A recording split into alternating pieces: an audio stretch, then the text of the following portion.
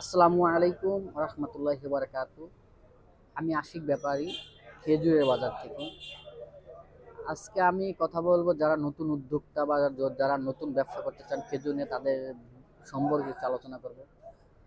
আসলে বাদামতলীতে আমার দীর্ঘ 8 বছর, খেজুর জগতে আমি 8 বছর আছি এবং অনলাইন জগতে আমি প্রায় 3 বছর। আলহামদুলিল্লাহ আপনার দোয়ায় ভালো আছি।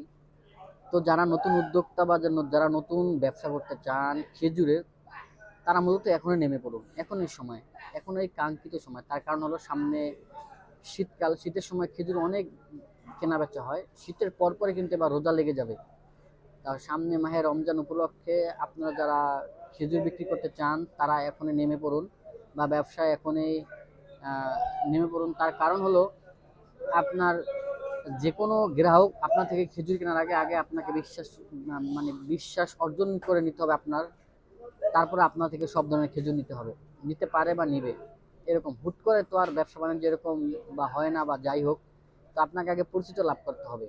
যারা ফুটে নিয়ে ব্যবসা করতে চান বা অনলাইন অফলাইন, যারা অফলাইনে ব্যবসা করতে চান তারা মূলত এখন এই ব্যবসা নেমে পড়ুন।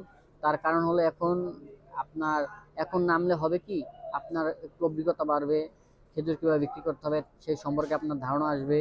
আপনি বাদামতলী চিনবেন বা কোন ঘর থেকে কি মাল নিতে পারেন সেই সম্পর্কে আপনি জানবেন। তোর সামনে মাহে রমজান উপলক্ষে যদি ব্যবসা বাণিজ্য করতে চান তাহলে এখন নেমে পড়ুন। ভালো থাকবেন সবাই। আসসালামু আলাইকুম রহমতুল্লাহ বারকাতুহ।